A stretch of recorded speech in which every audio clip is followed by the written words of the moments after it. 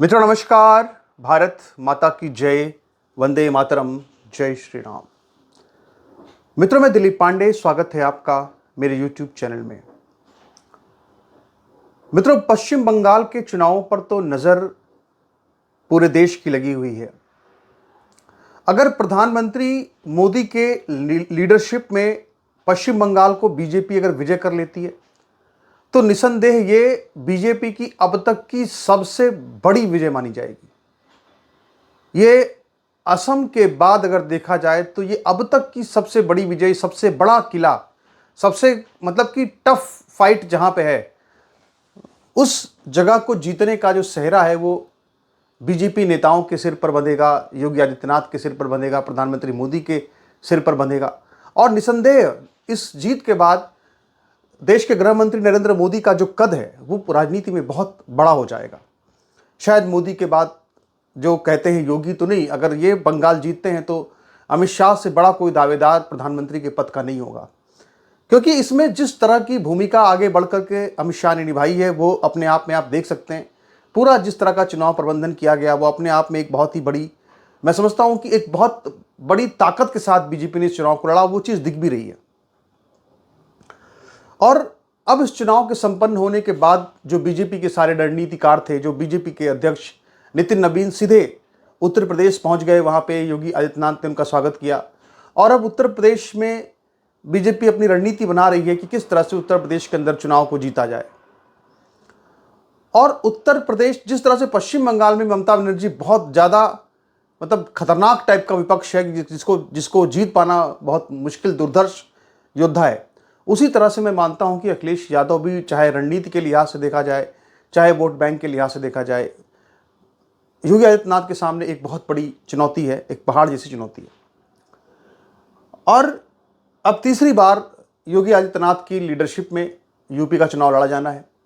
लेकिन इस दौरान कुछ इस तरह की घटनाएं सामने आ रही हैं जिससे बीजेपी के अंदर की जो लड़ाई है, जो बीजेपी के अंदर कहते हैं कि आगे भविष्य का नेता कौन बनेगा, प्रधानमंत्री मोदी के बाद अमित शाह होंगे कि योगी आदित्यनाथ होंगे, तो कहीं ना कहीं वो जो जंग है, वो जंग या अगर कहें तो योगी को डेंट करने की जो एक पूरी मुहिम है, वो आज भी कहीं ना कहीं हमको बीजेपी के अंदर नजर आ रही है।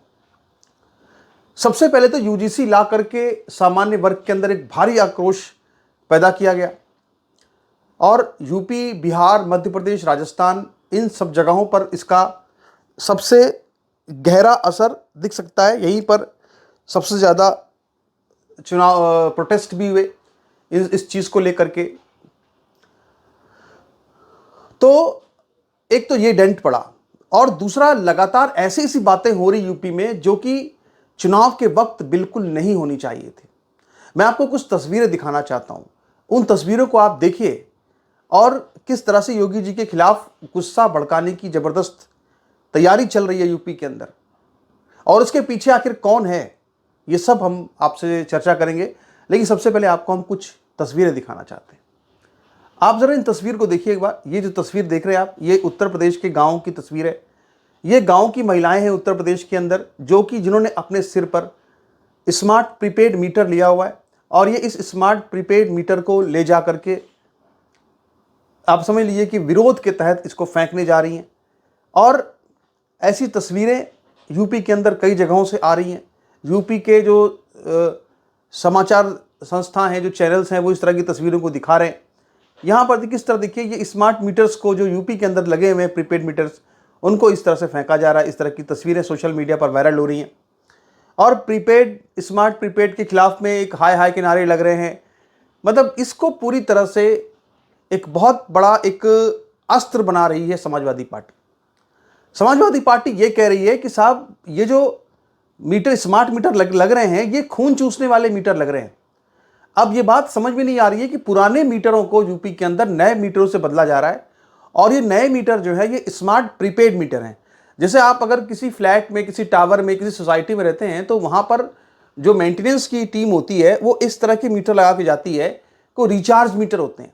यानी जितना उसमें आपने पैसा डाला उतनी ही उसमें बिजली चलेगी और उसके बाद वो तुरंत जैसे ही पैसा खत्म होगा बिजली कट जाएगी। तो ये सब जो शहर में होते हैं, जहाँ पे आमदनी के स्रोत होते हैं, जहाँ पे लोगों को एक तनख्वाह मिलती है, वेतन होता है, वहाँ पर तो लोग इस तरह की चीज़ों को झेल लेते हैं।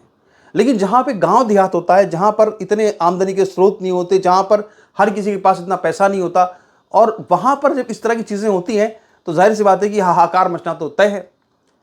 और इसमें भी आप देखिए कि जो लोग आरोप ये लगा रहे हैं कि दरअसल ये जो स्मार्ट मीटर है ये गलत तरीके से रीडिंग कर रहे हैं और उस रीडिंग से जो है लोगों को नुकसान हो रहा है।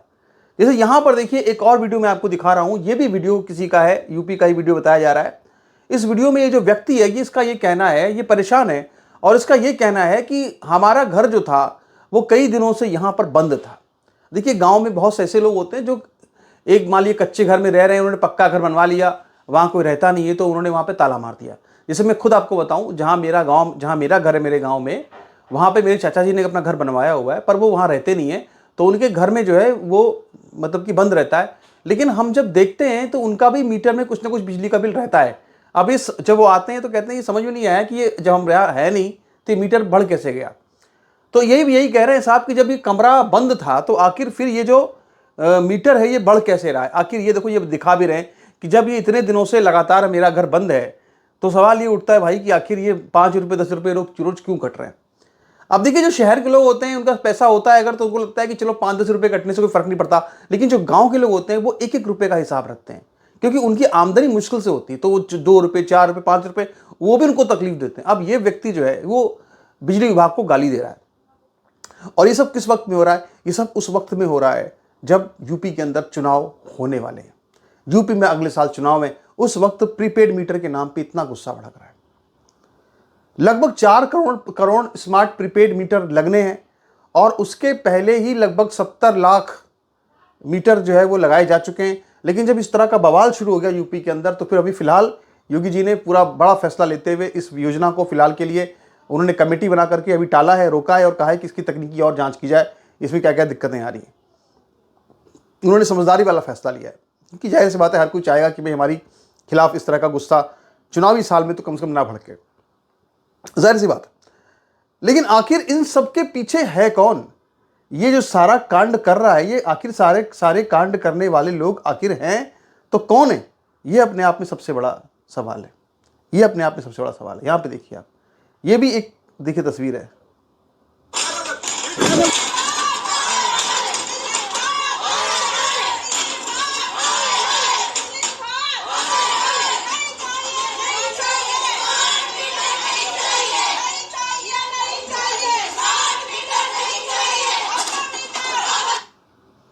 तो ये स्मार्ट मीटर नहीं चाहिए, इस तरह की नारेबाजी यहां पर हो रही है, आप देख सकते हैं।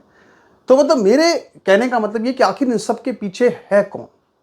आखिर यूपी में योगी आदित्यनाथ की कैबिनेट के अंदर वो कौन है जो ये सब करवा रहा है? बहुत कुछ मैं बोलना नहीं चाहूँगा, क्योंकि मैं ये नहीं चाहता कि आज भी मुझे लगता है कि अगर उत्तर बीजेपी के अंदर आज भी कोई लीडर है जो कि वाकई में जिहाद के खिलाफ लड़ सकता है, जो हिंदुत्ववादी है, तो मैं समझता हूँ कि योगी आदित्यनाथ जी हैं। लेकिन उनकी भी व्यवस्थाएं होंगी, उनकी मजबूरियां होंगी, दिल्ली से आदेश आते होंगे, गुजरात में भी कुछ व्यापारी हैं, उनको भी आगे बढ़ाना पड़ता होगा।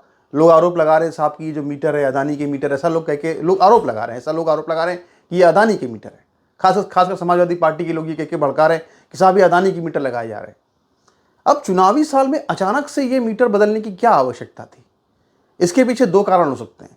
या तो बीजेपी को लगता होगा, या जो बीजेपी के अंदर खाने जो लोग हैं उनको लगता होगा कि, या जो लोग भी होंगे दिल्ली से, उनको लगता होगा कि सरकार रहे कि ना रहे पता नहीं, अभी मीटर लगवा तो जरूरी है। जिस भी व्यक्ति का, बिजनेसमैन ने ये सब इन्वेस्ट किया, भगवान जाने किसने किया है, तो लगवा दो तो अच्छा है। हो सकता है ये उनके मन में इच्छा आ रही हो, क्या पता। और क्या पता उनको ये लग रहा हो कि इस तरह के मीटर लगें, लोगों में गुस्सा भड़के और योगी के खिलाफ में माहौल तैयार हो। अब मैं यहां पर समझिए मेन बात क्या है। मेन बात यह है कि उत्तर प्रदेश के जो विद्युत मंत्री हैं वो कौन हैं? उत्तर प्रदेश के जो विद्युत मंत्री हैं वो हैं अरविंद कुमार शर्मा, ए.के. शर्मा। ए.के. शर्मा कौन है? ए.के. शर्मा के बारे में आप जब जानेंगे तो आप चौंक उठेंगे। ए.के. शर्मा जो है वो इसके पहले दिल्ली में, मतलब 2022 तक, तो 2021 तक तो वो दिल्ली में वो प्रधानमंत्री कार्यालय में काम करने वाले एक अफसर थे। और अचानक से उनको जनवरी 2022 में उनको जो है, और जैसे ही उन्होंने इस्तीफा दिया उसके 2-3 दिन के अंदर ही उनको बीजेपी की सदस्यता ग्रहण कराई गई और 2022 में, जनवरी 2022 में जो है उनको सदस्यता ग्रहण कराई गई।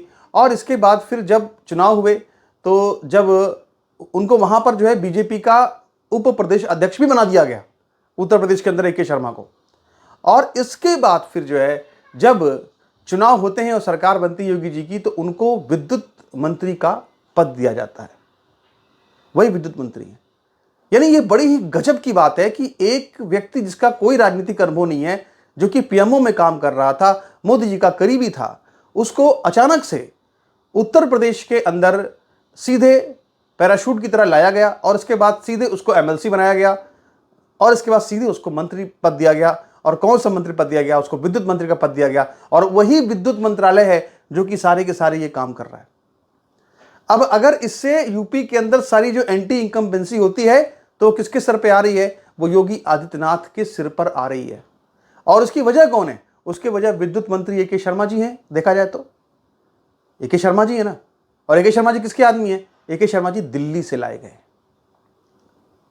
तो यही मैं आपसे कह रहा हूं कि अंदर अंदर योगी आदित्यनाथ को डैमेज करने के लिए, उनकी पीठ में छुरा घोंपने की पूरी कोशिश, एक युद्ध होने जा रहा है। उत्तर प्रदेश की रणभूमि सज चुकी है, चुनाव मैदान सज चुका है, दोनों तरफ से वार होंगे, पलटवार होंगे। लेकिन यहां पर हम देख रहे हैं कि उधर का जो खेमा है वो तो इंटैक्ट है, अखिलेश का खेमा। लेकिन जो योगी का खेमा है, वहां पर योगी जी के पीठ पीछे ही लोग जो हैं वो योगी जी को कमजोर करने के लिए तरह तरह की साजिशें रचते हैं। और ये मैं कोई ऐसी बात नहीं कह रहा हूं जो मैं अपने मन से कह रहा हूं। अगर आप सारे तथ्यों को, सारे बिंदुओं को जोड़ेंगे तो आपको समझ में आएगा कि ये जो षड्यंत्र है ये कितना बड़ा है। बहुत से लोग ये कह सकते हैं कि, बहुत से लोग इसमें आएंगे, अभी कमेंट करेंगे, गुस्से में भरे लोग होंगे, बोलेंगे पांडे जी आप योगी के साथ क्यों हैं? मैं योगी के साथ हूं नहीं हूं, मैं देश के साथ हूं। आज की जो बीजेपी है, आज का जो मोदी का बीजेपी है, वो मुझे बिल्कुल पसंद नहीं आ रही है। और वो मुझे ये साफ साफ लगता है कि मैं क्या कहूं, आप खुद सोचो कि जो व्यक्ति काशी विश्वनाथ से त्रिशूल लहरा रहा है, डमरू बजवा रहा है, और उसी हिंदू हृदय सम्राट के बगल में बिल्कुल वजू खाने में एक शिवलिंग भी पड़ा हुआ है और उसको वो शिवलिंग नजर नहीं आ रहा, उसको अपनी हिंदू हृदय सम्राट की छवि नजर आ रही। मुझको वजू खाने के अंदर पड़ा हुआ वो शिवलिंग नजर आ रहा है जो कि 500 सालों से अपमानित हो रहा है। उसको बाहर निकालना हर किसी का, हिंदू का कर्तव्य है। मुझे वो नजर आ रहा है और कुछ लोगों को वो त्रिशूल हिलाता हुआ हिंदू हृदय सम्राट नजर आ रहा है। पता नहीं कौन सही है कौन गलत है, इसको वक्त फैसला करेगा। लेकिन ठीक है, फिलहाल जो स्थिति है मोदी राज है और हम सब लोग इसमें तरह तरह के परिवर्तन आगे देखेंगे। अभी फिलहाल आपके इस पर क्या विचार है? अपने विचार रखिएगा, आगे इस पर आपसे और चर्चा होगी। नमस्कार, धन्यवाद।